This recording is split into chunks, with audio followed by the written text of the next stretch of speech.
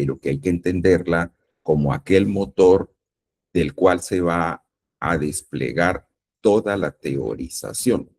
Entonces es como un elemento abarcador, eh, o unificador, como lo está diciendo aquí el propio escrito, que engloba y articula todas las categorías y como tal entonces todos los elementos teoréticos y conceptuales, y que por su nivel de abstracción integra todos los hallazgos, pero evidentemente tiene unos elementos lo bastante suficientemente fuertes para decir que tiene toda una validez empírica, es decir, que ella nace, se sostiene y se produce desde los datos que nos dieron los informantes. Entonces, ese es uno de los grandes retos ahorita en esta nueva actividad.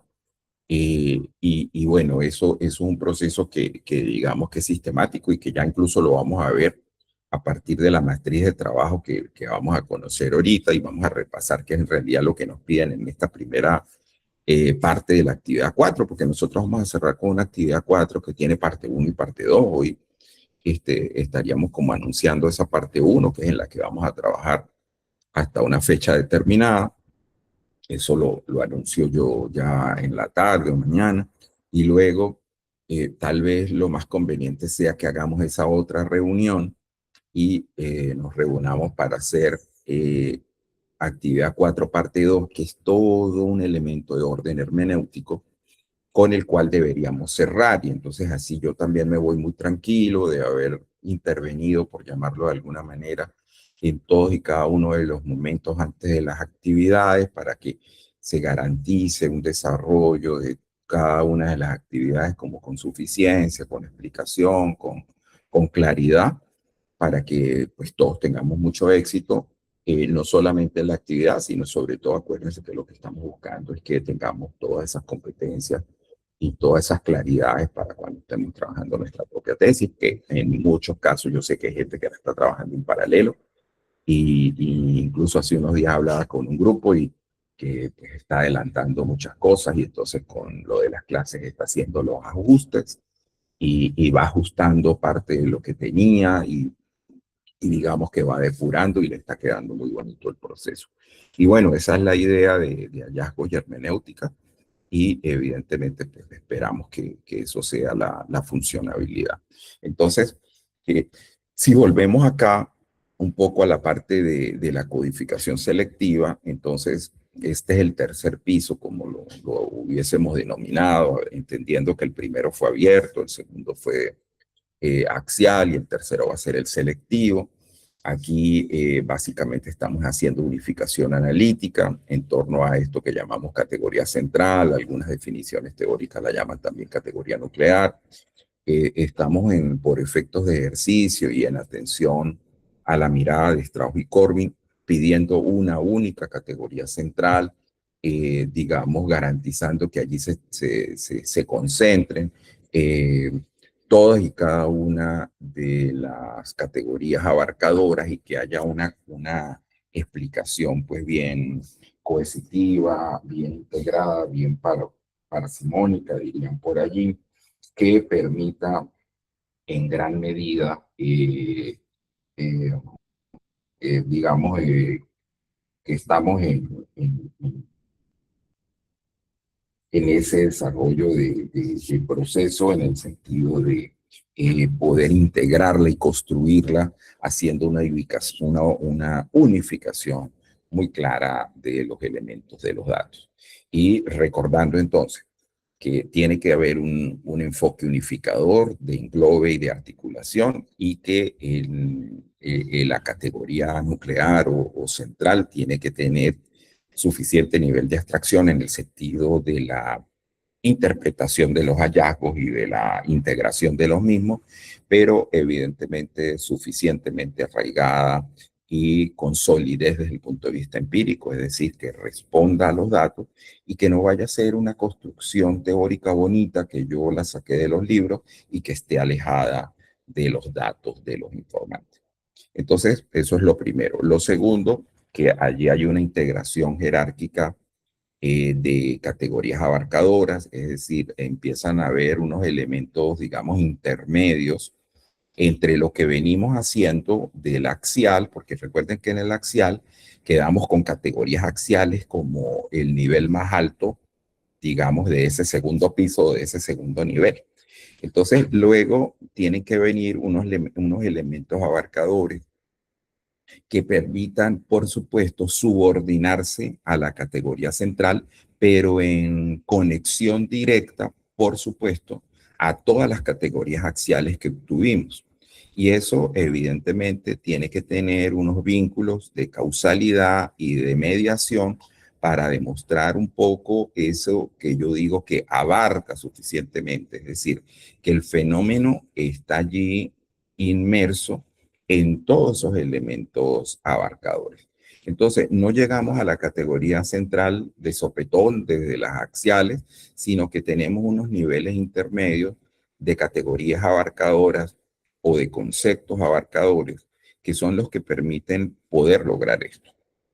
Luego, deberíamos ir hacia una depuración del modelo teórico en el sentido de que pudiéramos eliminar redundancias. De repente en el nivel axial pudieron haber quedado algunas categorías que pudieran estarse solapando y que pudiéramos nosotros fusionar para tener mucha más claridad y relevancia teórica. Cuando yo les muestre la matriz de trabajo de la actividad 4 parte 1, ella arranca con dos cuadros. Un cuadro inicial que es como para que usted pueda refinar o mejorar algunos elementos de lo axial, eh, si aplican, porque si usted los tiene perfectos, pues digamos que pues no los va a necesitar.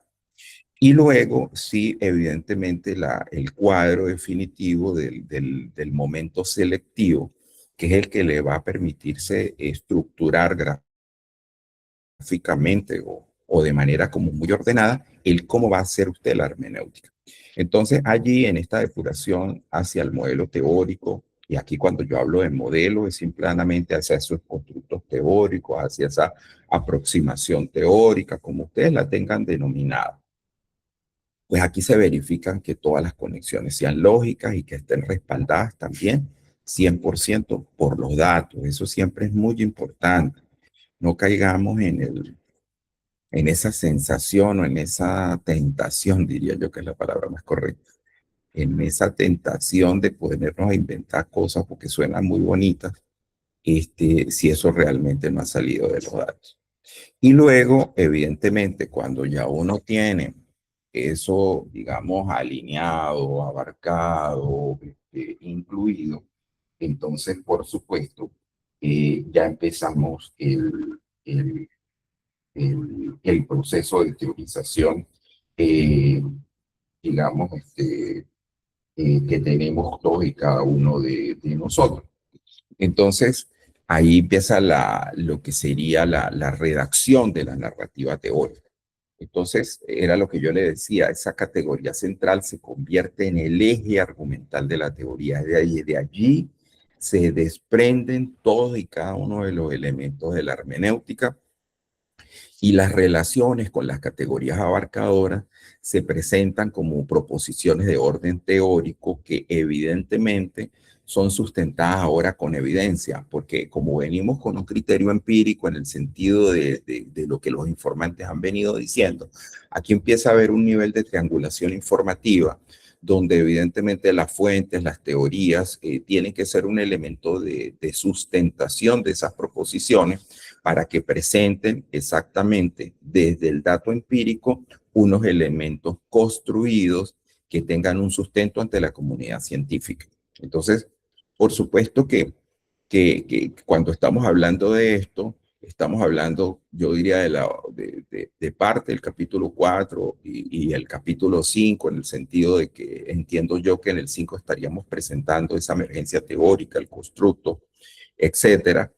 Y hablo de capítulos porque, bueno, yo sé que hay gente que creo que tiene esto por momentos y no sé si habrá otra gente que haga otras cosas distintas. A mí definitivamente me gustan todavía los capítulos porque creo que el orden priva. Y eso, pues evidentemente es como vamos a construir eso. Y aquí en atención a que nosotros pues tenemos digamos, una técnica que hemos utilizado en el curso como para ponerle orden a cómo estamos tratando los datos, indistintamente si yo vengo de una tesis que es fenomenológica, o si yo vengo una con teoría fundamentada, o si yo vengo de una tesis, por ejemplo, de investigación, acción, etcétera.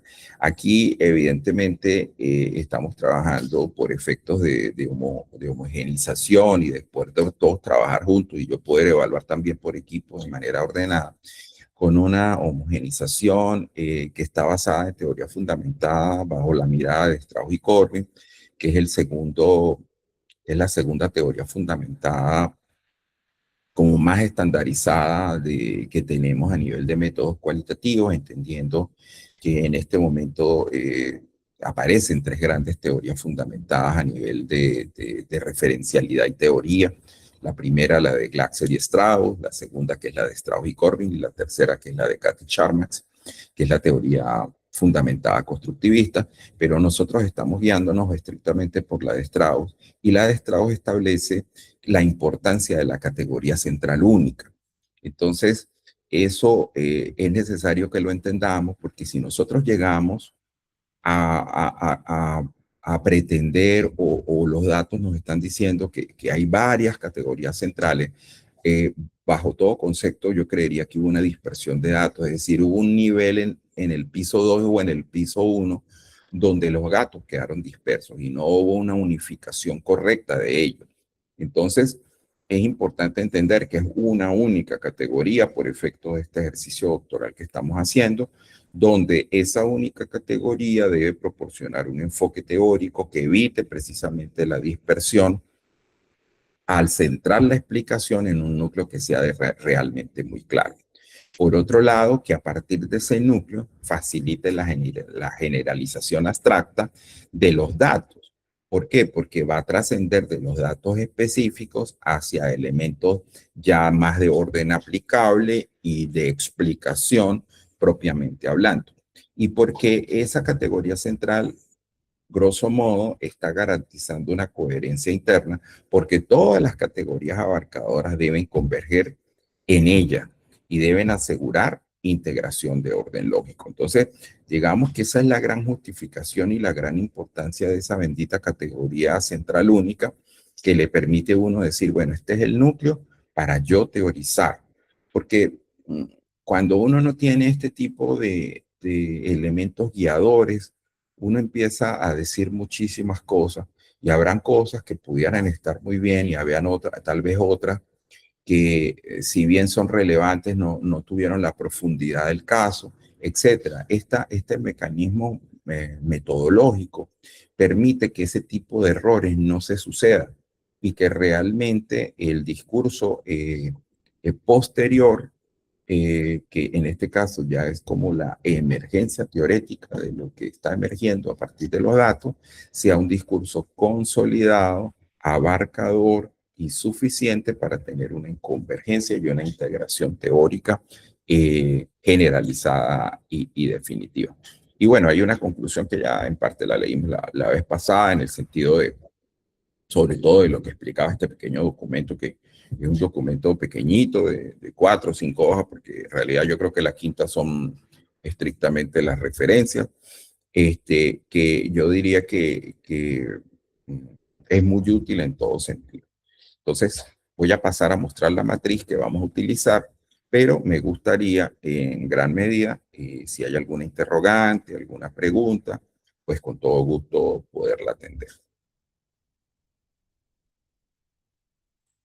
Con eso termino de mirar por acá, porque muchos de ustedes me están escribiendo por ahí el ritmo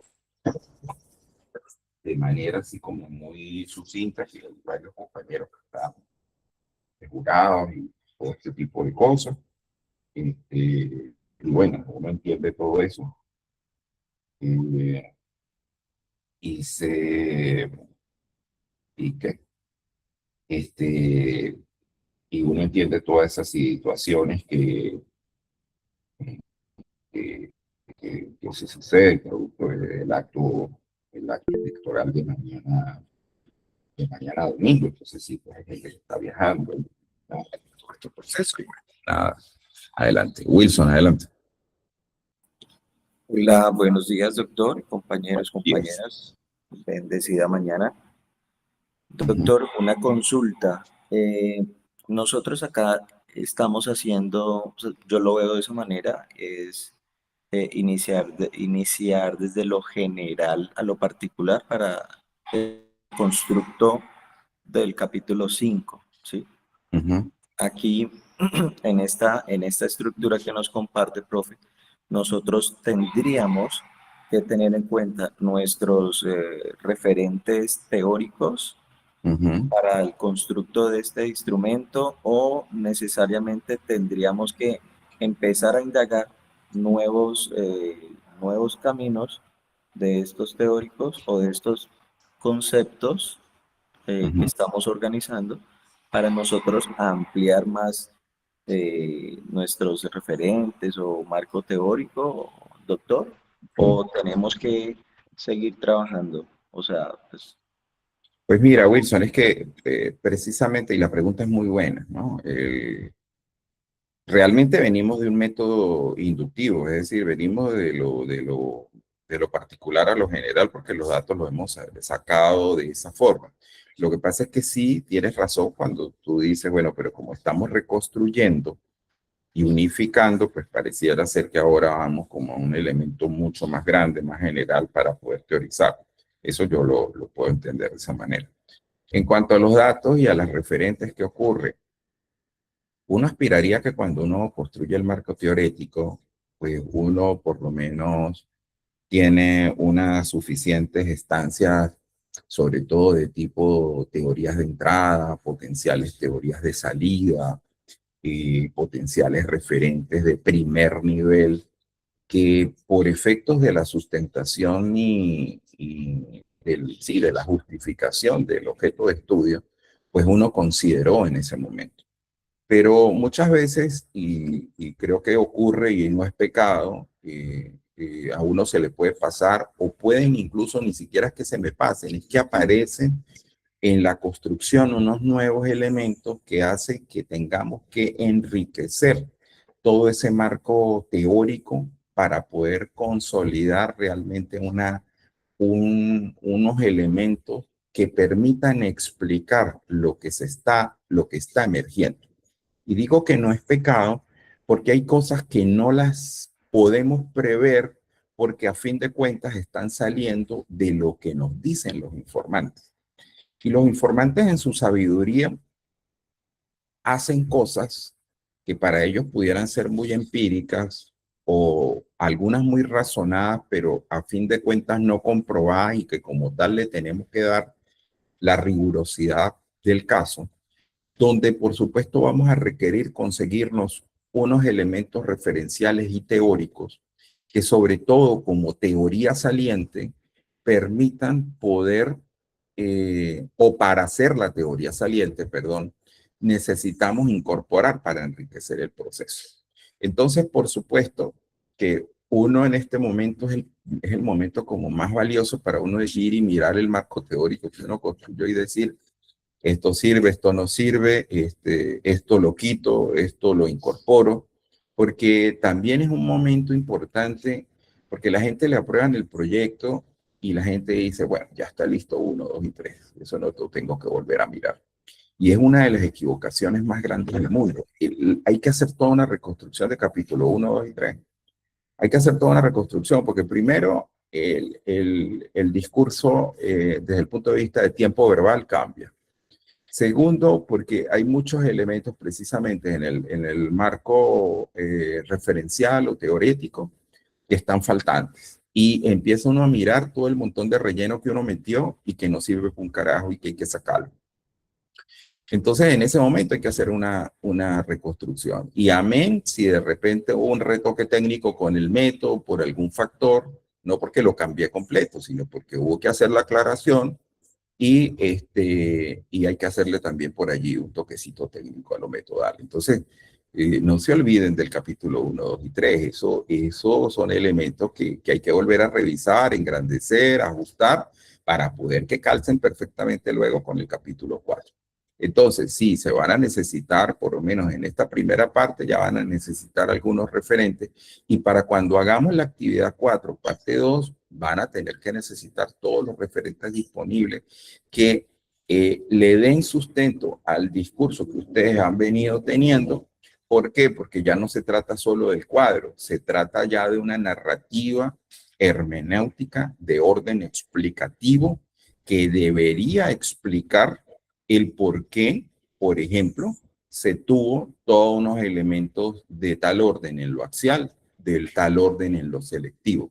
Y hasta ahí sería como esta primera parte. Y luego, en la siguiente parte, el cómo van a teorizar toda la categoría central o macrocategoría en un capítulo que pues, yo digo que el 5, porque pues, uno aquí como en el orden convencional de cómo ha venido haciendo las cosas, y del cual se despliega prácticamente la construcción de ese nuevo aporte al conocimiento que hace la tesis doctoral. Así es como yo lo veo, Wilson, y no sé si respondí debidamente a lo que vos decías.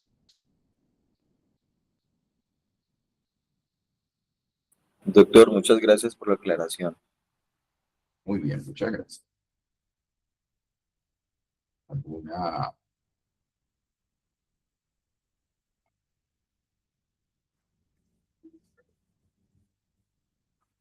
Bueno, dicho esto, vamos a concentrarnos en el cuadro. Fíjense, el cuadro para esta actividad en la primera parte tiene todas unas recomendaciones para la revisión de la codificación axial. Y esto se hace porque es un poco lo que nos pasó ahorita cuando pasamos de lo abierto a lo axial, que yo di algunas recomendaciones que deberían tener en cuenta, pero no era tanto para que me volvieran a enviar el trabajo, sino para que ustedes lo consideraran y lo incorporaran en la codificación axial. Entonces, hay gente que seguramente tal vez me incorporó el cuadrito de abierta adelante de, mire, doctor, esto ya se corrigió y aquí está el cuadro axial. Súper. Eso no es obligatorio. Y lo importante es que hayan tomado las recomendaciones en cuenta, ¿ok? Y que ya el axial venga fortalecido y que no cuando volvamos a hacer la evaluación del axial resulta ser que vamos a volver a detectar que fue que los hilos se quedaron desconectados, fue desde lo abierto. Entonces, bueno, un poco eso, ¿no? Pero cuando, estando acá, ¿con qué arrancamos? Arrancamos mirando la codificación axial. ¿Y por qué traemos la codificación axial? Tiene dos justificaciones. Por revisión, por si hay que hacerle un ajuste, y porque aquí tiene que haber teorización luego. Es decir, un capítulo 4, ¿de qué se compone en gran medida? De las tres codificaciones. Mucha gente no muestra mucho de la codificación abierta en un capítulo 4.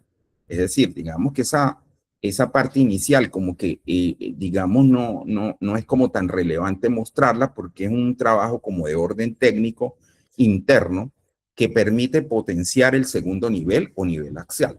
Pero el nivel axial sí va en un capítulo 4 y va porque realmente uno tiene que, un capítulo 4 se puede estructurar de muchas formas.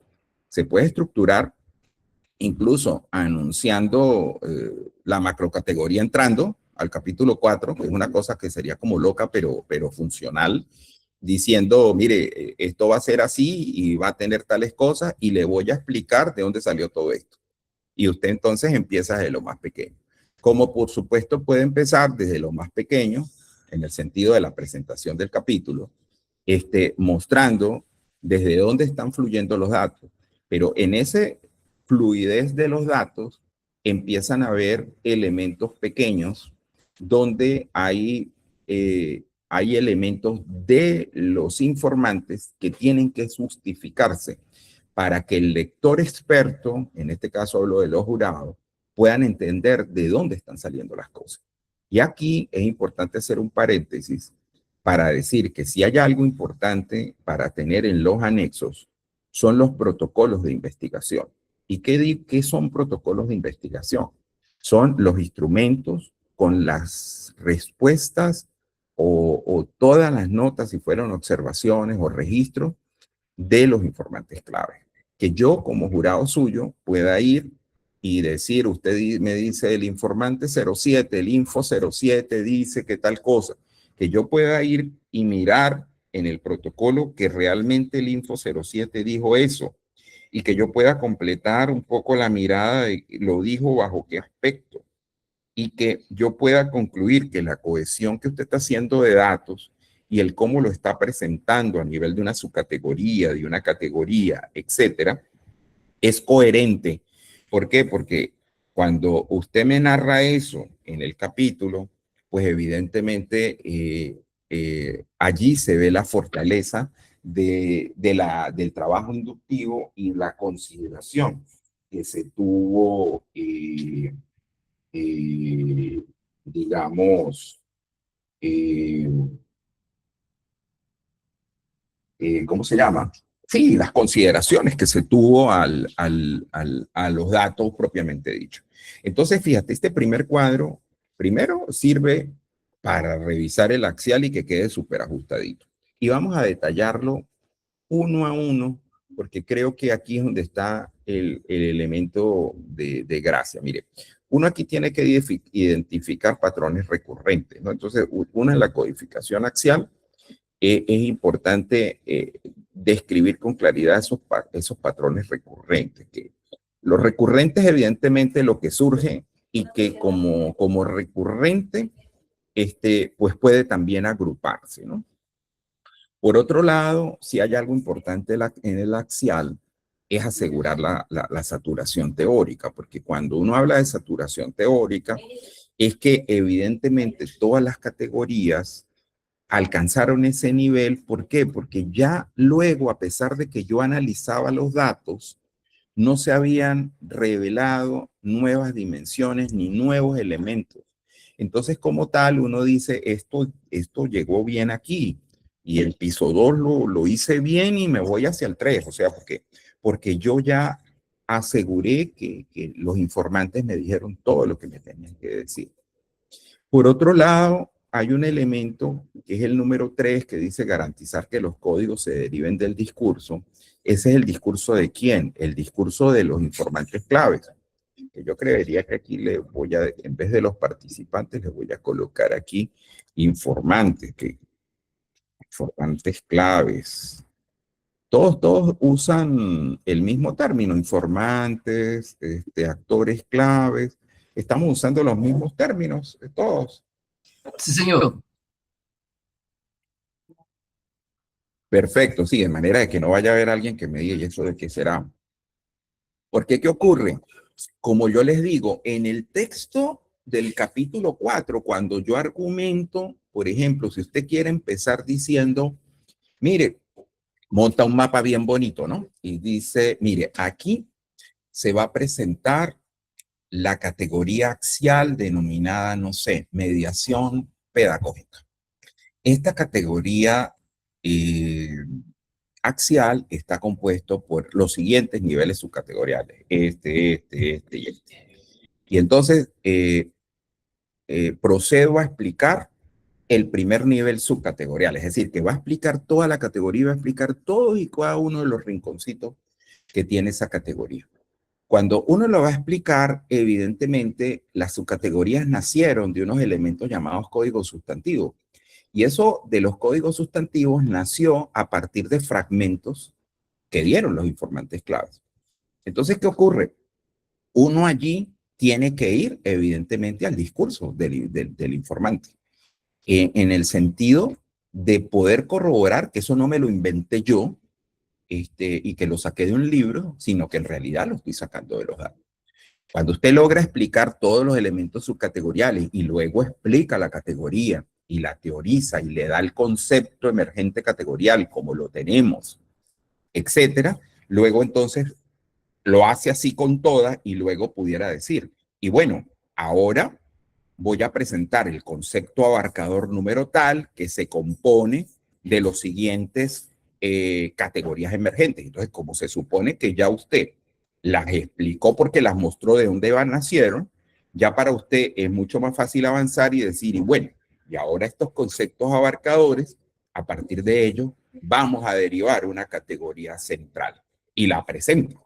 y presenta la categoría central, un poco como se haría aquí en este cuadrito que les estoy mostrando, y la muestra ya conceptualizada. Y prácticamente es el momento, este es el momento en que se acaba el capítulo 4 y yo paso para el 5. Porque en el 5 yo iría, esto sería como un segundo momento de teorización, y en el 5 yo haría mi tercer momento, que es cuando yo a partir de la categoría empiezo a construir esos elementos teóricos, esa aproximación teórica, ese constructo que anuncié que iba a ser en el objetivo general de o propósito abarcador de la tesis doctoral, y que evidentemente ya es muy hermenéutico, ya es muy teórico. Entonces, fíjese, el capítulo 4 requiere mucho de todo este andamiaje de datos, y como tal, por supuesto, este punto, que es el punto 3, donde yo digo que se deben garantizar que los códigos se deriven del discurso, es porque yo tengo que demostrar en un nivel escritural, en un capítulo 4, quiénes fueron los que dijeron eso. Y por supuesto se tiene que ver la interpretación mía. Y esa interpretación va a fluir muy bien porque ustedes, yo no sé si recuerdan, ustedes tienen conceptos subcategoriales. Entonces para ustedes va a ser muy fácil poder conceptuar la subcategoría, pero también les va a ser muy fácil conceptuar la categoría porque eso ya lo hicieron en el cuadrito.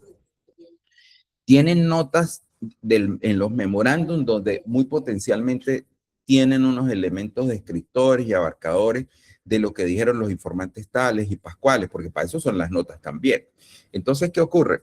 Digamos que ya la construcción del discurso teórico, pues digamos, se empieza a sustentar así. Y por supuesto, en este momento se necesita triangulación teórica, es decir, necesitamos libros, necesitamos teorías, de manera de afianzar que lo que nosotros estamos presentando y que nació desde el elemento empírico de los informantes claves, es apoyado por la comunidad científica a través de las referencias y las teorías. Entonces allí es cuando se empieza a enriquecer y a quedar esa hermenéutica sobre el hallazgo de manera sólida, de manera bonita, por llamarlo de alguna manera. ¿Ok? Y aquí entonces es donde se empiezan a integrar los planos del análisis. ¿Por qué? Porque como yo entonces hago la presentación de la relación de las subcategorías con los códigos sustantivos, con los fragmentos de los informantes, pues evidentemente puedo sustentar con muchísima fuerza porque yo dije que esa era la categoría que los abarcaba en el sentido axial. Y eso le va a permitir a usted una garantía de consistencia interna de lo que es la emergencia futura, que sabemos que esa emergencia como conocimiento se va a dar sobre todo en la categoría central. Y luego, evidentemente, pues aquí es importantísimo utilizar los memorándum, porque los memorándum tienen muchas reflexiones del proceso, de la integración, de lo que dijeron los informantes, de los elementos que usted dijo, voy a hacer esto porque esto se va a tener que conectar con aquello. O sea, esas son notas para ustedes que son súper necesarias para poder organizar todo este proceso. Cuando usted tiene eso elaborado, digamos, llega a una parte donde ya usted entonces tiene que centrarse en la categoría central. ¿Y qué es para nosotros, digamos, ese momento? Ese momento básicamente es que nosotros vamos a tener que de todas esas categorías emergentes, voy a colocarle aquí, porque aquí las tengo emergentes, ¿verdad? Su categoría, ¿dónde están las categorías? Aquí tenemos categorías axiales, ¿verdad? Axiales, que evidentemente son emergentes porque están laciando. Estas emergentes son las mismas axiales, ¿ok? Son las mismas axiales. Entonces, ¿qué ocurre? Esas axiales, en gran medida, hay muchas de ellas que hay que, bueno, ya las revisó en la parte de arriba, pero si ya nosotros salimos con, no sé, con unas cuantas, digo yo, 4, 5, 6, hay alguna de ellas que potencialmente van a atender a abarcar todo el fenómeno, ¿ok? Y que pudiera ser esa categoría que se constituya en categoría central.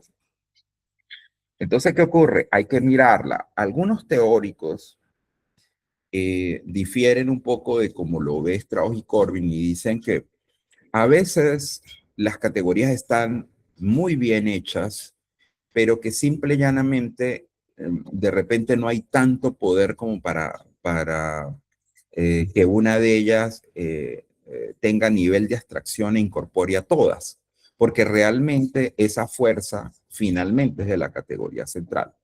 Entonces ellos dicen, pudiéramos crear una categoría central abarcadora, suficiente, que asuma todas las categorías emergentes axiales. Y eso yo no lo considero que esté del todo, o sea, no lo veo tampoco mal. Pero mi recomendación técnica ante el proceso que nos presentan Strauss y Corbin teóricamente hablando, es que tratemos de visualizar si una de esas categorías axiales pudiera, como tal emergente, pudiera absorber a las otras y que entonces ella se convierta en categoría central. ¿Ok?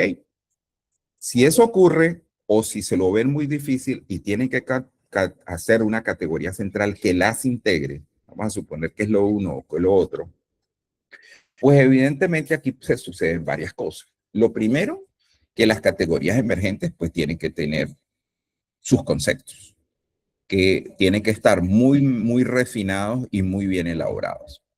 Y luego de ellos, yo voy a tratar de hacer unos conceptos abarcadores que sustenten un poco esa categoría central. Es decir, yo no me voy todavía para la categoría central, sino que tengo un patrón intermedio que voy a señalar por aquí. Ya no sé si le puedo colocar aquí amarillito. En esta cosa. Ah, no, esto es copiar formato, mira. Aquí yo creo que sí. Yo en conceptos abarcadores, yo construyo un elemento que evidentemente permita en gran medida reconstruir desde las categorías emergentes axiales eh, los elementos propiamente hablando de que van a alimentar a la categoría central. ¿Por qué? Porque yo puedo entender que como hay tantas categorías emergentes, hay que finalmente como poner un orden y decir, bueno, por lo menos busquemos dos conceptos abarcadores o tres conceptos abarcadores y dentro de ellos, a partir de lo que yo veo en esa categoría central o abarcadora, digamos que se desprenden tres núcleos. Entonces, uno teoriza como esos dos o tres núcleos que son los núcleos que finalmente constituyen la categoría central. Entonces, si las categorías traen, supónganse, tengo 6 categorías axiales, pero tienen 3 núcleos de conceptos, uno que va por la pedagogía, otro que va por la tecnología, otro que va por puede ir porque pudiera ir ese otro, por ejemplo, categoría, pedagogía, no, perdón, pedagogía, tecnología, mediación, por ejemplo. Entonces, ¿qué ocurre? Yo me hago 3 buenos conceptos abarcadores desde lo pedagógico que fluyan evidentemente desde los datos categoriales, desde lo tecnológico que fluyan evidentemente desde los datos categoriales y desde lo mediacional que fluyan desde los datos categoriales. Entonces se puede decir que esos 3 componentes son los componentes que tiene la categoría central dentro de sí. Y eso es lo que va a identificar esa categoría central. Como tal, luego yo puedo pasar entonces a conceptualizar a la categoría central. ¿Por qué? Porque yo ya a partir de esos núcleos que diferencié, le puedo dar esa cara supremamente bien ubicada, que está abarcando todo el nivel de abstracción del fenómeno en estudio y que representa con, con claridad y con verdad los datos que vienen tratándose a lo largo de los tres niveles, abierto, axial y ahora selectivo. En ese momento quedaría y ya se puede anunciar el nombre de esa categoría central. Entonces, yo por eso insisto, los teóricos que pueden discrepar un poco de Strauss y Corbin en el sentido de decir, no, yo creo que aquí hay que construir una cosa nueva que mire los núcleos temáticos de las categorías emergentes axiales, yo siento que ellos pueden tener bastante razón también. Pero es posible que la primera mirada, que es la de Strauss y Corbin, eh, eh, les sea suficiente a ustedes. Cuando ustedes vean una categoría que diga, caramba, esta realmente incluye todos los núcleos. Entonces, usted conceptualiza los núcleos ¿en qué? En conceptos abarcadores. Y a partir de esos conceptos, que usted lo hace para poder usted prácticamente dibujar lo que va a teorizar a futuro, usted entonces conceptualiza la categoría central. Y por supuesto, la anuncia, la anuncia. Entonces dice cómo se llama esa categoría central. Esa categoría central debería estar casi anunciando lo que vamos a lograr. ¿Ok? Y entonces nos vamos para el capítulo 5 a hacer la teorización. Entonces, eso es bien relevante que lo entendamos y lo hagamos así. Entonces, entender nuevamente que la categoría central, pues entonces es el fenómeno que emerge de la investigación suficientemente amplia para integrar todas las categorías.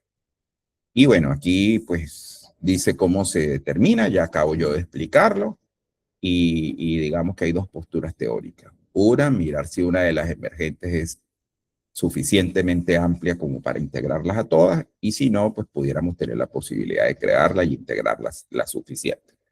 Por otro lado, las categorías emergentes, pues evidentemente son los temas secundarios. Aquí no son secundarios o subcategorías, son los temas secundarios categoriales que, que vienen, eh, que vienen desprendiéndose hacia la categoría central. Y como tal, pues la teoría lo constituye como si fueran unos ladrillitos que en gran medida pues construyen esa categoría. Voy a colocarle aquí central para que no haya otra sinonimia nueva, ¿no? Entonces, evidentemente, pues uno esos núcleos o patrones los encuentra desde la codificación axial, poco lo que yo he explicado. Y allí, evidentemente, entonces se hacen los conceptos emergentes categoriales. Esos conceptos emergentes categoriales ya los hicieron ustedes porque se derivan de los códigos, y luego vienen los conceptos abarcadores, que son los conceptos más amplios, que dan un nombre a varios conceptos emergentes categoriales y facilitan la síntesis de la información, un poco en el ejemplo como el que yo daba, ¿no? De pedagogía, tecnología, mediación. Y surgen de la reflexión de esas similitudes de los conceptos categoriales y actúan como títulos que organizan los conceptos más detallados.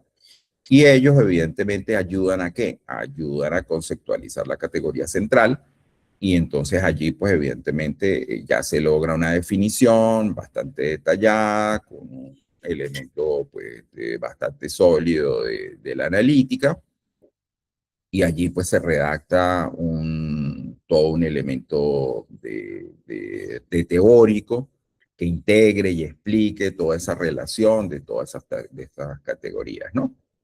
Entonces, bueno, digamos que es como el ejercicio para esta parte 1, que todavía está como muy centrada en los cuadritos, pero que evidentemente sí requiere de algunos elementos de definición teórica, ya para lo que sería el capítulo 4. Yo a este cuadrito, yo le voy a colocar aquí un poco unos elementos de logros aquí abajo para que se pueda entender la parte de lo que ustedes tienen que hacer teóricamente. Es decir, a partir de este cuadro se tienen que hacer unos desprendimientos teóricos. Y yo no sé hasta dónde, pues pudiera uno, digamos, como luego presentarles un modelo de cómo, en el plazo, nos avisa, por favor. Eh, mm, donde ustedes puedan hacer el nivel de avance de la teorización y como tal que se pueda entender cómo se estructura ese capítulo 4 para efectos de cómo debería quedar la presentación, porque insisto, hay varias formas de presentarlo, pero pudiéramos utilizar un modelo, si es que a la gente se le facilita. Eso va a ser más de parte 2 que de parte 1, pero en la parte 1 ya tiene que haber unos elementos de construcción teórica que van más afianzados a lo que hicieron en lo axial, a lo que van a hacer en lo selectivo. Lo selectivo básicamente es lograr esto que vemos en los cuadros y lograr por lo menos esa conceptualización y dejar anunciado ese elemento para poder avanzar a hacer la construcción teórica en el siguiente nivel, que es lo que nos corresponde. Entonces, bueno, digamos que esto es parte de la explicación del día de hoy. No sé si que interrogantes, dudas, preguntas tenemos en cuanto a lo que hemos venido tratando. Eh, Voy a buscar por aquí que hace unos días le envié a una de mis tesistas un modelito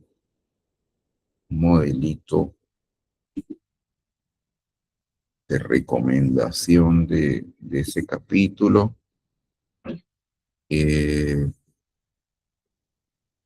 Bueno, vamos a ver si lo consigo. Los escucho, estimados todos.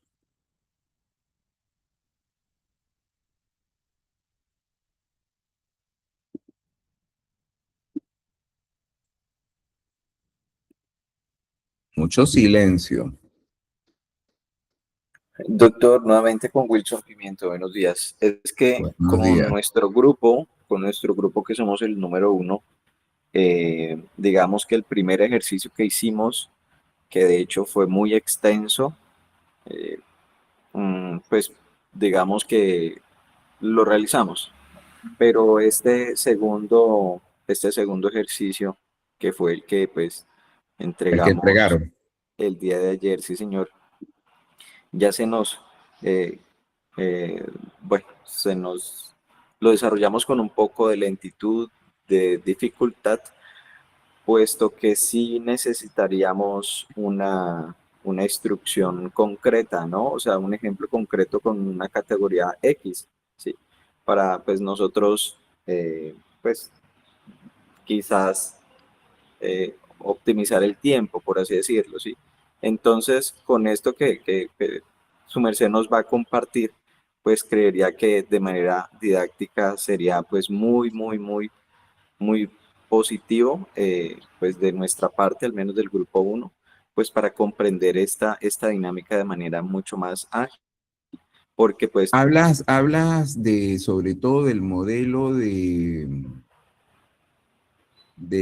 capítulo, mm, Wilson, no o a qué señor, estás haciendo referencia. no, señor. Puntualmente al desarrollo de estas estructuras, de estos esquemas, pues para nosotros, nomás con un ejemplo, pues desde ahí nosotros trabajar, ¿sí? Porque pues nosotros, digamos que discutíamos mucho en que si esta expresión podíamos clasificarla dentro de una categoría o no, ¿sí? Entonces, Mm. pues para nosotros fue un poco, eh, pues no crítico, pero sí de estar pensando constantemente,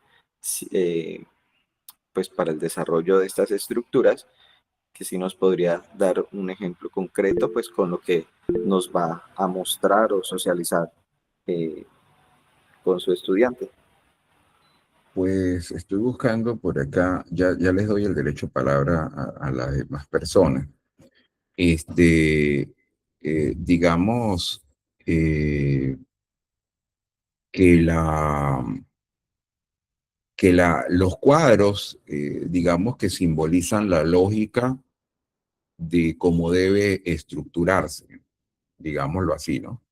Tal vez la gran discusión que pueda tener el equipo, evidentemente, es cuando tienen que llegar a acuerdos en cuanto al detalle de cada nivel, porque, por supuesto, todos deberíamos estar de acuerdo si esa es la categoría adecuada, si los niveles de saturación en el sentido de los datos que tomaron son los correctos, si no hay un solapamiento entre un nivel y otro en el sentido de, oye, que sería que se nos quedaron unos datos por ahí regados, sería que los consideramos todos.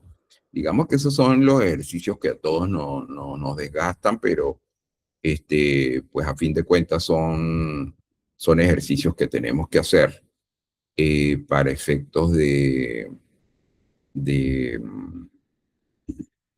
manejar de manera correcta eh, este proceso, porque el detalle es que ahí hay mucha lógica y Wilson, cada trabajo es un mundo, o sea, ahí realmente la norma es, uno tiene que meterse en cada capítulo de manera de que ese capítulo quede como sólido y que realmente uno diga, bueno, sí, quedó consolidado porque la analítica que hicimos fue muy buena, ¿no? Pero digamos, son cosas que cada uno de nosotros va trabajando con la propia configuración. Aquí conseguí algo. Bueno, vamos a oír a Natalia primero, Wilson, y continuamos contigo. Natalia, adelante. No, doctor, pues básicamente era también para poder entender lo del ejercicio. Buenos días, que nos va a mostrar, porque yo también quedé como con una confusión ahí en términos del tema de las categorías. Si bien mi recomendación fue que se veía como muy un ejercicio conceptualizado desde la teoría, más no desde la voz de los participantes, pues yo en esta segunda actividad que realizamos, lo que hice fue ya plasmar directamente los comentarios casi que literales desde las entrevistas realizadas para mi investigación. Sin embargo, eso me sigue arrojando la misma posibilidad de categoría central. Voy a ponerlo un poquito en contexto, pasando por la disculpa de todos los compañeros para que el doctor me pueda dar como la claridad que necesito. Yo estoy hablando de la educación inclusiva como núcleo básico del conocimiento en una universidad en particular acá en Colombia. Núcleo básico del conocimiento quiere decir que sea obligación ver desde primer semestre la educación inclusiva para todas las licenciaturas. Y esto me está arrojando una categoría que habla de la ontología de la educación inclusiva. Es decir, yo lo entiendo como que sea un ejercicio más desde la epistemología, y al hablar con los maestros con los que yo estoy trabajando y los estudiantes con los que pues han aplicado los instrumentos, también como que me siguen diciendo lo mismo, el problema es de base porque no sabemos de dónde surge la educación inclusiva. Hablamos que de diseño universal, hablamos de PIAR, hablamos de atender a personas con necesidades educativas especiales, pero no hay una teoría que salga de la educación inclusiva como tal, porque todo no lo hablan desde la educación especial. Un ejemplo estoy poniendo. Entonces, en ese sentido, doctor, yo lo que quisiera saber es eso qué tanto afecta a mi construcción inicial, que es el núcleo básico del conocimiento, pero ¿Qué tipo de método tienes tú con esa investigación? fenomenológico. Fenomenológico, o sea que tienes mucho de reflexión. Sí, señor. Y la idea pues es una construcción teórica de no utilicemos este espacio como una electiva o algo que tenga que ver por voluntad del el futuro licenciado, sino que sea una obligación. Si en ingeniería el núcleo básico del conocimiento es matemáticas, ¿por qué en educación el núcleo básico del conocimiento no puede ser la educación inclusiva? ¿sí? Diferentes carreras de educación. Eso me lleva a entender que la categoría central podría ser ontología de la educación inclusiva, retomándola desde otras corrientes pedagógicas, como las pedagogías del sur, bueno, no sé, otras teorías pedagógicas, y quisiera aclarar con el doctor si puedo seguir por ese enfoque o si definitivamente estoy completamente descabellada porque No, lo que pasa es posterior a que, las Natalia, recomendaciones. yo no tengo el alcance absoluto de la analítica ni la interpretación de todos tus datos. Yo Sí, lo que total. logro ver, lo que yo logro ver, evidentemente, es que si hay un proceso de análisis e interpretación de verdad obtenida, por ejemplo, a través de las entrevistas en profundidad y los registros de observación que usted haya hecho, Ajá. y si se hizo toda la perspectiva hermenéutica y comprendió la experiencia vivida de los participantes y la reflexión y la coherencia de lo que usted está viendo, no sé si está usando a Gadamer, por ejemplo, como sustento o no sé qué otro teórico, pues evidentemente usted tiene que haber identificado unidades de significados que le estén dando una coherencia y una lógica a su construcción categorial. Y eso es lo que le va a permitir una configuración interpretativa del fenómeno. Y entonces, eso en fenomenología, ¿cómo se hace? Pues se hace con lectura comprensiva, con identificación de unidades de significado, con construcción de categorías emergentes. Y a partir de esa hermenéutica, pues se hace la interpretación final, ¿no? Sí, Y señor. allí se puede configurar entonces la configuración categorial del fenómeno, que puede tener perfectamente una categoría central, y evidentemente pues allí empiezan las teorizaciones y empieza el desarrollo de hallazgos hermenéuticos. Si se cumple toda la ruta y eso es lo que está fluyendo, perfecto. Yo creo que yo trato de acordarme de todo, pero no lo logro, pero No, tal vez lo total. que ocurría es que pude haber visto en un nivel abierto un nivel de teorización más axial que de abierta. Entonces, ahí fue tal vez donde me generó ruido ese fenómeno. Y segundo, es que se supone que los informantes clave suyos están dándole esa interpretación y le están dando Sí, esa sí. contribución al fenómeno. Porque si solamente se están otra vez mirando y que es que la teoría y lo que hay, si agarras de aquí, si agarras de allá, no van a conseguir ninguna teoría emergente desde ningún punto de vista, porque entonces están todos, y perdonen la palabra, prácticamente muy centrados, esclavizados a lo que ya hay. Y se supondría que empíricamente ustedes tienen una mirada clara de cómo debería interpretarse eso. La gracia de todo esto no es solamente luego el, la ¿cómo llamarla? La interpretación que hace el investigador, o en este caso que la hace usted, sino la gracia es también cuáles miembros de la comunidad científica, teorías, teóricos, etcétera, están haciendo esto y evidentemente los afianzan y dicen que lo que ustedes evidentemente están haciendo tiene coherencia. Entonces, ese es el punto que tal vez haya que descubrir y que haya que buscar este, eh, de los datos. Entonces, por mí no te tranques. O sea, lo importante es que tú me presentes la analítica de los datos pura y que me logres demostrar que eso es. Porque Pues evidentemente yo quiero creer y creo en los datos. No es otra cosa. Solo que es que en el uno totalmente a hay eso un... voy, Uh-huh. a eso voy, que lo que se plasmó inicialmente y lo que se refuerza de pronto un poco más ya con puntos, con citas literales de las personas informantes, es lo que surge desde la necesidad de ellos, ¿sí? Entonces, en ese sentido, pues a mí, eso me se acaba de explicar que cuando hablamos desde Corbins, nos quedamos con una categoría Central. central, digámoslo así, ¿sí? Sin embargo, esa categoría central a mí me genera eso, la ontología de la educación inclusiva, pero me genera otras subcategorías. Ahí es donde también me empieza a hacer como un poquito de ruido. Si bien yo me quedo con esa categoría central, puedo seguir trabajando desde lo que ya hay referenciado en el marco teórico y los nuevos elementos que me surgen, porque pues ahorita surgen muchísimas más cosas al terminar de implementar los instrumentos. ¿Puedo seguir pensando en esas subcategorías o me quedo solamente con esa central que me ha salido casi que todo el tiempo desde la información recogida? Es que, mira, la categoría central, si esa es la que te está dando la tendencia, pues debería, realmente, pues esa es la que, digamos, va a fluir, ¿no? Y va a dar a partir de las fuentes. Y por supuesto, acuérdate que tú tienes un desarrollo de hallazgos hermenéuticos que tienen que ser sustentados, evidentemente, desde todos y cada uno de los elementos que el fenómeno mismo, que en este caso los informantes te están dando. Y eso te va a dar unos elementos que son unidades de significado. Yo te voy a pasar un modelo que yo le di a una de mis tesistas precisamente para el capítulo 4, Ok, de cómo ella trabaja fenomenología, para que ella se guiase un poco en su construcción. Pero digamos que léete bien el método, verifica que cumples todos los datos bien. No vaya a ser que de repente haya alguna camisa de fuerza por ahí que está haciendo que nos quedemos allí.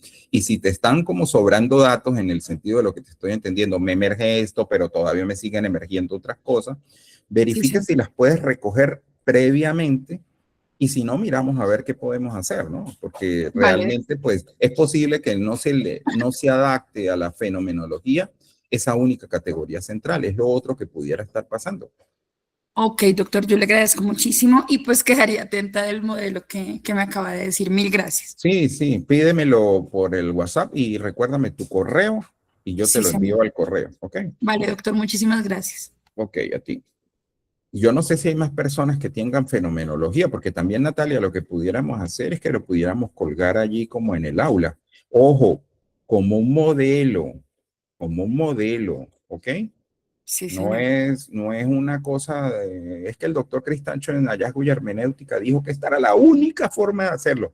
No, y si bien yo puedo darles un modelito, para que el tutor y la tutora lo sepan, que les diga, Sí, mire, sí, señor. estoy de acuerdo con el doctor Cristancho. No, no, qué pena, eso no es. Eso no fue lo que declaramos en el método, usted lo va a hacer es así. Usted le hace caso a su tutor. Entonces, ojo con eso porque el No, sí, respeto por señor. Y de delante hecho, y... Ujú. sí, señor, pero de hecho por la forma y el lugar de la investigación, discutiéndolo con mi tutor en el primer momento, pues el más idóneo era la fenomenología porque pues era un fenómeno en mi lugar de trabajo, que es una universidad. Ujú. Claro, claro, claro, por supuesto que sí. No, y que, como yo les he dicho, por lo general las tesis doctorales, un inventario que vimos dicen por ahí, sin querer queriendo, hay una alta incidencia en fenomenología. Los porcentajes son como cada 10 tesistas hay casi que 8 tesis fenomenológicas. O sea, eso es un número gigantesco. Este, eh, digamos, desde el punto de vista del punto, por llamarlo de alguna manera, ¿no? Entonces, nada. Vale, Y doctor. lo que me preguntaba Wilson, Wilson, yo lo primero que quiero es que ustedes se concentren, todos, no solamente Wilson, que todos se concentren evidentemente en el capítulo 4 no, en el cuadro que les mostré. Eso es lo primero, ¿ok? Recuerden, sí, que como vamos a tener una parte 2, nosotros vamos a necesitar hacer unos elementos de apartado teórico, que es donde pudiera serles útil el modelo de, de o esquema de un capítulo 4 bajo mirada de teoría fundamentada, ¿ok? Pero también entiendan lo siguiente, que si bien el trabajo lo estamos haciendo bajo este método por efectos de la materia, va a quedar allí en el aula un esquema eh, de eh,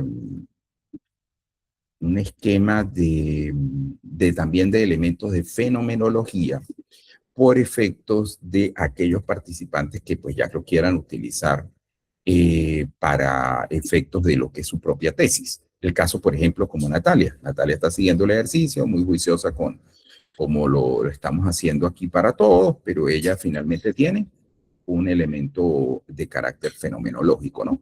Entonces, bueno, voy a mostrarles aquí un poco los dos documentos que tengo aquí de esto. Permítanme acá. Me verifican, por favor, si están viendo este esquema. Sí, señor. Perfecto. Entonces, este esquema es más construcción teórica desde una teoría fundamentada, ¿no? Entonces, una introducción al capítulo, un propósito con una explicación sucinta que se está haciendo la analítica de datos bajo el método de comparación constante de Strauss y Corbin, y se organiza, ¿no? Un proceso de codificación abierta, ¿verdad? Donde se muestran todos esos primeros de análisis, esa conceptualización, en cómo se hizo la extracción de los datos, las entrevistas, las observaciones.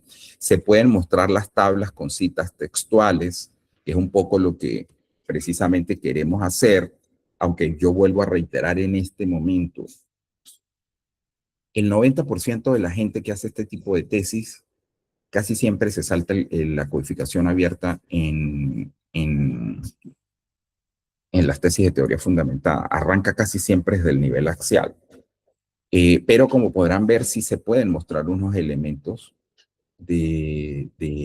abiertos en esta zona. Luego, evidentemente, viene toda la codificación axial, relacionamiento de categorías. Allí, evidentemente, se utiliza pues todo este modelo paradigmático de Strauss y Corbin. Entonces, el modelo sí, ¿qué es lo que dice? Que para cada categoría principal o para cada fenómeno central se explica un esquema, que es el esquema que hemos seguido, que si las causales, que si el fenómeno, que si el contexto, que si las intervinientes, que si las estrategias de acción e iteración, que si las consecuencias. Un poco porque, bueno, con esto el jurado da cuenta que la técnica como tal fue bien hecha y se desarrolla cada categoría axial, que es un poco lo que yo les decía. Entonces yo la puedo desarrollar y evidentemente muestro cómo la constituí, qué subcategorías las integraron y qué elementos tiene, digamos, en líneas generales. Y por supuesto se muestra el refinamiento, o sea, describir durante el proceso las categorías que se fueron enriqueciendo y las propiedades, porque acuérdense que aquí, si bien la explicación parece muy sucinta, aplica para todas las categorías que conseguimos. Y por supuesto en la selectiva, luego evidentemente presentamos la categoría central o nuclear o medular, que integra lo demás, y entonces hay que justificarla, y esa justificación yo creería que lo mejor es mostrar el cuadro, y luego del cuadro, pues entonces se considera el fenómeno, se hace un delineamiento de la historia, lo que llaman un storyline, narrar varios párrafos donde se cuenten cómo los datos y cómo el proceso fue fluyendo y cómo se fueron desplegando todos y cada uno de los elementos y cómo entonces luego se dio la integración de categorías alrededor del núcleo central, que para eso es que estamos utilizando los conceptos abarcadores. ¿Ok? Entonces, yo insisto, aquí lo importante es el elemento, digamos, gráfico de los cuadros que estamos haciendo. Concentrémonos en eso primero. Y luego, pues podemos utilizar diagramas, gráficos, cuadros, donde expliquemos pues un poco cómo es que están fluyendo esas relaciones, se están utilizando Atlas-T o cualquiera de estos otros esquemas. Ellos generan unos gráficos de familia, unos elementos que explican cómo es el proceso de integración y de relacionamiento.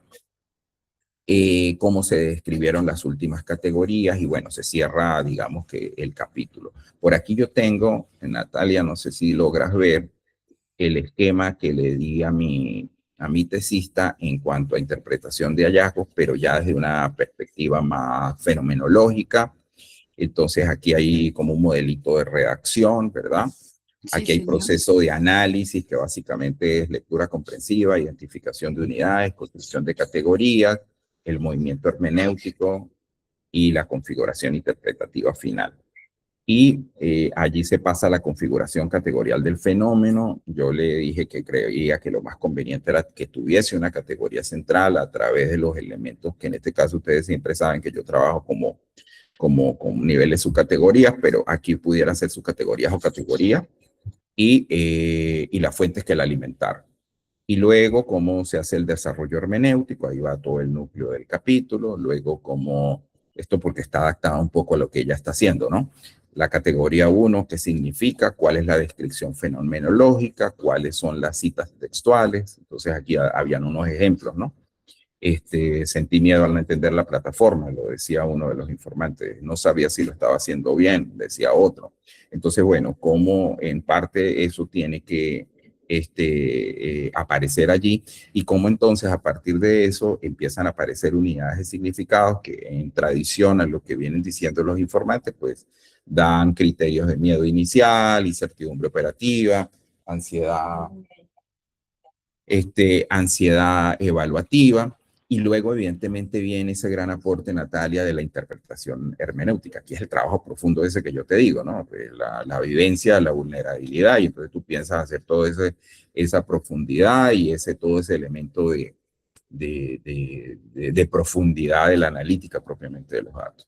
Y así por la otra categoría, y luego vienen entonces la articulación de categorías, y la configuración hermenéutica del fenómeno, y luego un poco la representación esquemática del mismo, y luego la síntesis interpretativa, digamos, del capítulo. Entonces lo vemos como una introducción, como un proceso de análisis, como una configuración categorial, luego como un desarrollo hermenéutico, luego como una articulación entre categorías, luego como una configuración global del fenómeno, luego ya como un modelo interpretativo o como una teorización, y luego como una síntesis. Tengan cuidado con la palabra modelo, porque hay gente que le tiene mucho miedo a modelo, y cuando yo digo modelo, la gente se asusta. Entonces, más bien obvien esa palabra y hablen más bien de teorización, sí, de teorización, porque entonces cuando le dice, pero bueno, usted no anunció en ninguna parte, ni en el general, ni que usted iba a hacer un modelo, entonces la gente se enreda y acuérdense que los modelos en las tesis son elementos que requieren de mayor profundidad en el sentido de que cuando yo declaro un modelo, yo tengo ahorita un tesista con un modelo, por cierto, vi que anoche me mandó ya toda esa vaina lista, y le estoy pidiendo mucho a Dios y al Espíritu Santo que me ilumine para leerlo, porque en el caso de él, nos tocó hacer la tesis completa y nosotros ahora estamos probando la tesis. Entonces estamos haciendo pues, mucho más de lo que se hace en una tesis convencional para probar el bendito modelo. Él de verdad quería hacerlo, él tiene el tiempo para hacerlo, entonces súper. Los jurados están súper contentos, quieren ver el modelo, pero meterse con un modelo es complejo, es trabajar mucho más de lo que uno trabaja con una tesis convencional. Entonces es mejor dejar anunciadas las cosas con construcciones teóricas, con aproximaciones, con estructura, que de por sí van a ser unas muy buenas tesis doctorales cualitativas. Y evidentemente cuando yo hablo un modelo es por la forma como nosotros estamos haciendo la interpretación a la luz de lo que establece la fenomenología como método. Pero entonces yo hago la aclaración porque bueno, siempre hay a veces unas sensibilidades de los jurados en estas cosas. Entonces estos son los esquemas que yo les voy a colocar. Yo sin embargo, el de fenomenología, Natalia, lo voy a dejar tal cual porque eso no tiene nada diferente. Pero en el caso del otro, sí me dan chance un poquito entre hoy y mañana para pulirlo. ¿Por qué? Porque yo creo que ahí les voy a colocar como dónde deben ir las tablitas que hemos venido haciendo, un poco para que usted pueda identificar como el cuadro. Porque luego, realmente, para la parte 2, tendría que darles una suerte como de pequeño modelo de lo que sería el capítulo 5.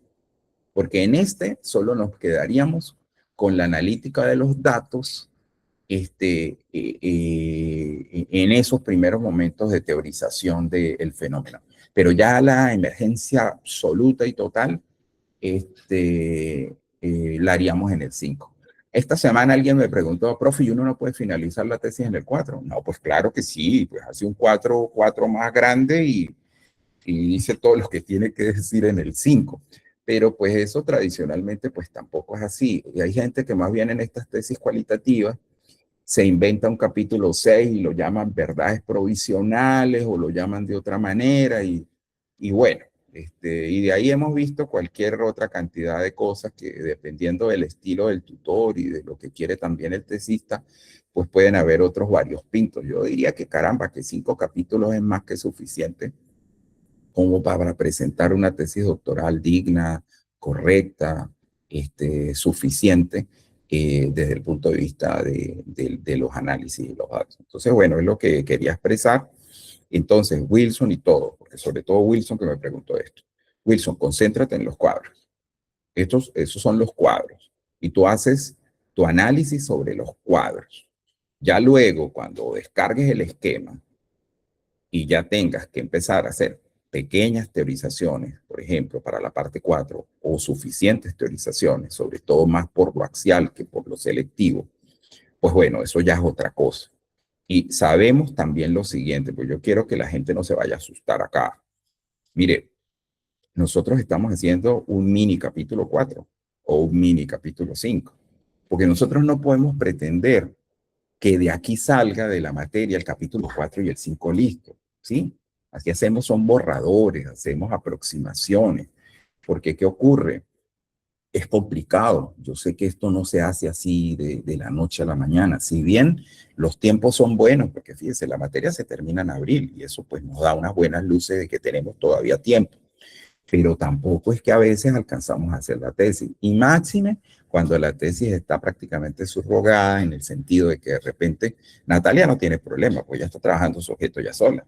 Pero Wilson que está con todo un equipo y están trabajando de repente los datos de Pedro y entonces, pues caramba, pues no podemos construir toda la tesis de algo que incluso yo no tengo toda la apropiación, sino que esto es un ejercicio doctoral que le va a servir mucho, sí, al propietario de los datos, que le va a servir mucho al que está haciendo, tengo varios grupitos que están allí trabajando con los datos emergentes del profesor, entonces eso que va a servir mucho para hacer la práctica, para tomar comprender y tomar experiencia en la analítica, pero sobre todo, pues el curso busca esas competencias que debemos tener para hacer la analítica, para que quede muy bien luego la tesis, y si pues podemos ir haciendo el enriquecimiento en paralelo, porque yo he conversado con muchos de ustedes y aquí está pasando muchísimas cosas. Hay gente que va haciendo con el equipo cosas y va y se dedica a su propia tesis y va haciendo y va replicando, ¿no? Y va acomodando sus propias cosas. Eso es maravilloso.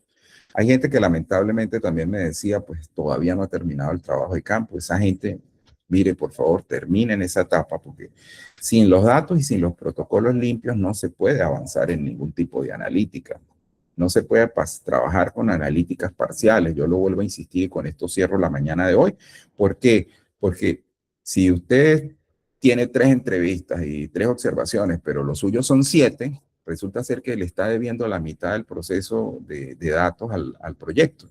Y muy seguramente cuando lleguen esos datos, el panorama va a cambiar y los niveles de saturación de por sí ya están comprometidos porque está faltando gente.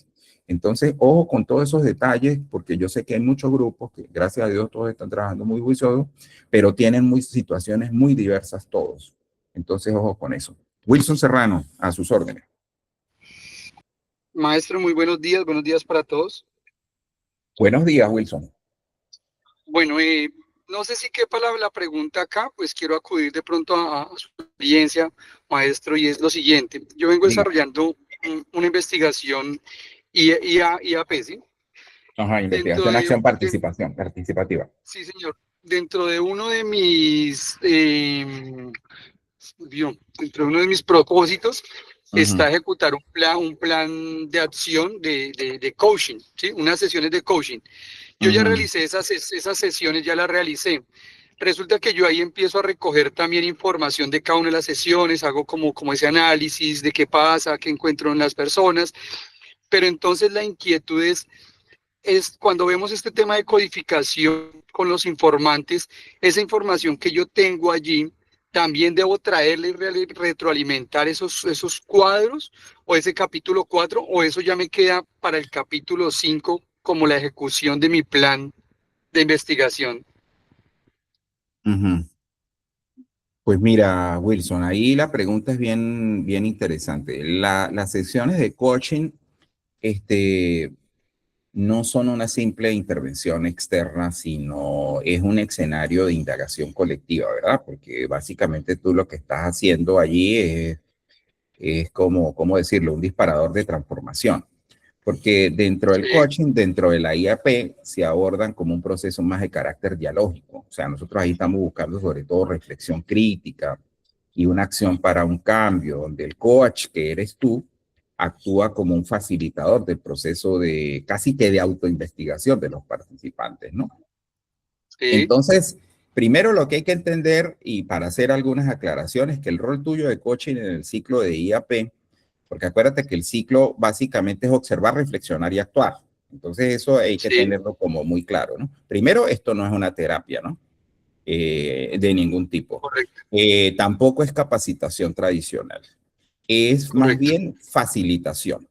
Facilitación, ¿por qué? Porque pues la idea es que todo ese grupo tome conciencia de la realidad de sus prácticas, discursos y relaciones, un poco para hacer la transformación, ¿no?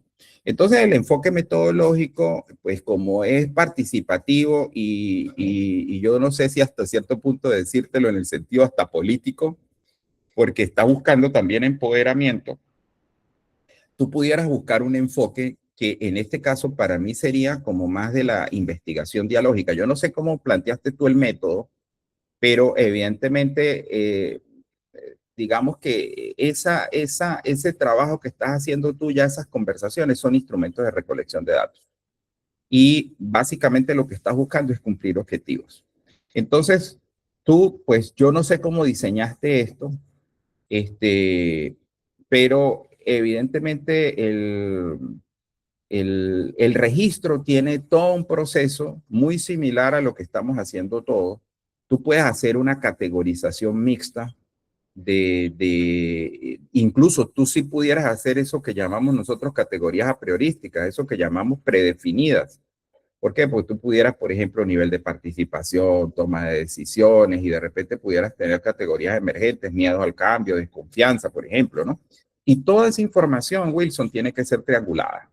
¿Por qué? Porque se contrasta con otras fuentes, o se contrasta también entonces, por ejemplo, tienes observación participante, por ejemplo, tienes entrevistas, tienes grupos de discusión, Wilson.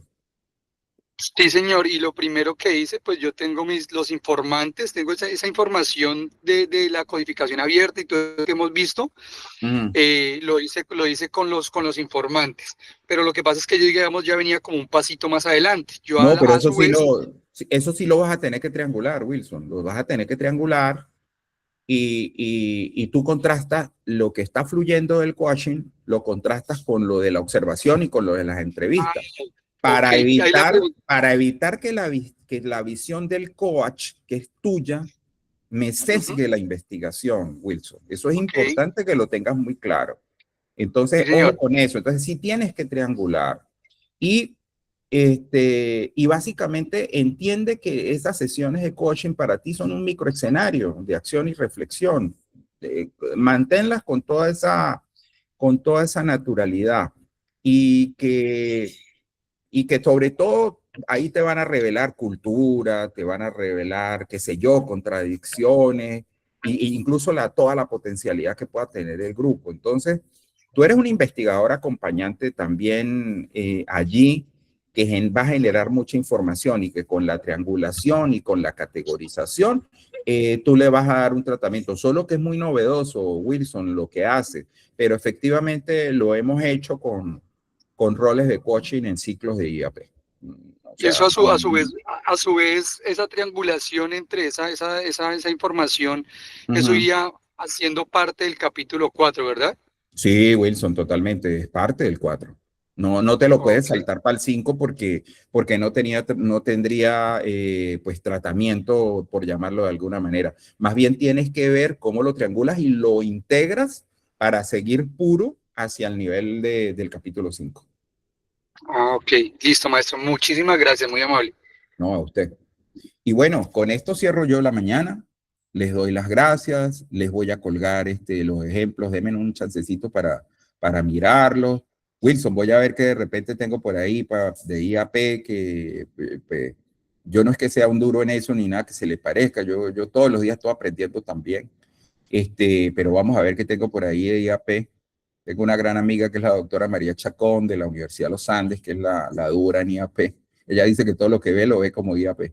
Este, pero pues uno en eso realmente sigue siendo un aprendiz y bueno, nada, vamos trabajando a ver en qué te podemos colaborar, de manera de que te quede muy bien la tesis, sobre todo ante unos elementos tan novedosos como lo que estás haciendo. Un saludo a todos, unos buenos días y bueno, mucho éxito en la semana, mañana deber ciudadano, entonces bueno, vayamos todos a votar con mucha Doctor, conciencia muchísimas gracias. y nada, unos buenos días y que haya un buen fin de semana. Hasta pronto a todos. Chao, chao. Buenos Pronto, días, muchas gracias. gracias. Un abrazo para todos. Dios los bendiga.